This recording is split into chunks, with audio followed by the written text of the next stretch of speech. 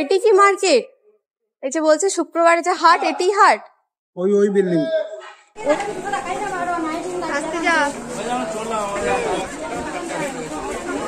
দেখো আঙ্কেল আবার কেমন করেছে তোমার জন্য, দেখো। আচ্ছা কেন? বাহ क्या सीन है।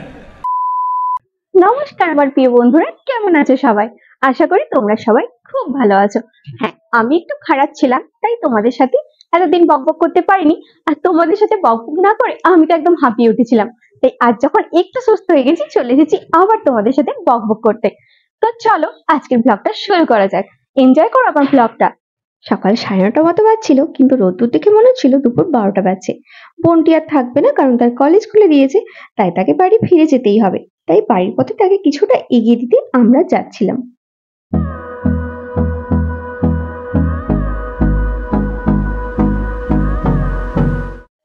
বাবুয়ের প্রচন্ড শুকনো কাশি হয়েছিল, আর ডাবের জল খেলে তবে না শুকনো কাশিটা ভালো হয়। কিন্তু ও তো ডাবের জল খেতেই চায় না, সেজন্য অনেক চেষ্টা চরিত্র করে ওকে একটু ডাবের জল খাওয়ানো হচ্ছিল। আর তার মধ্যে ডাব দাদাদিও আমাদেরকে অনেক হেল্প করছিল। সেই যে অনেক পোজ নিয়ে বলছিল নাও একটু ছবি তুলে নাও।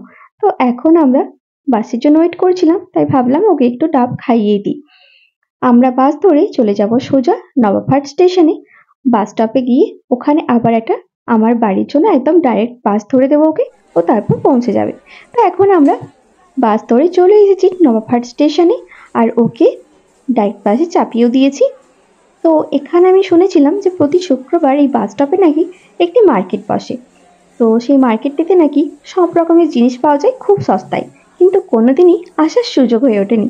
তাই আজ যখন ভাবলাম সুযোগ হয়েই গেছে, সোনাই সোহাগা, সেই সুযোগ কি আর হাতছাড়া করা যায়? তাই এগলি ওগলি ঘুরে একে তাকে জিজ্ঞেস করে আমি ঠিকই পৌঁছে গেলাম। কিন্তু হ্যাঁ, এখন আমি ভুলভাল জায়গায় পৌঁছে গিয়েছিলাম। এটা কিন্তু সেই মার্কেটটি ছিল না। আমি ভাবলাম যদি হাটই বসে বললো অনেক লোক, এরকম ফাঁকা ফাঁকা কেন। তারপর যাই হোক, একে ওকে জিজ্ঞাসা করে পেলাম আসল জায়গার খোঁজ। এটি কি মার্কেট? এই যে বলছে শুক্রবারে যে হাট, এটি হাট? ওই বিল্ডিং। ওই বিল্ডিং। নমস্কার। চলো দেখি। এখানে এসে দেখলাম হ্যাঁ সত্যি প্রচুরই লোকের ভিড়। আর বিল্ডিংটিও ছিল 5 তলা বিল্ডিং। প্রথম বিল্ডিংয়ে ছিল সুতির শাড়ির মার্কেট। তারপর উপরতলাতে এসে দেখলাম কত রকমের সিল্কের শাড়ি, লেহেঙ্গা, ব্লাউজ, তাঁতের শাড়ি, শাড়ি শাড়ি আর কত কি। তো সবটা তো আর ভিডিও করা সম্ভব হয়নি, তোমাদেরকে কিছু কিছু ঝলক আমি তোমাদের সাথে শেয়ার করেছি। তারপর তাঁতের শাড়িগুলো জিজ্ঞেস করতে বললো প্রত্যেকটা শাড়ির দাম 200 টাকা। কিন্তু ওরা তো একটা একটা বিক্রি করবে না, আমাকে নিতে হবে বান্ডিল হিসেবে।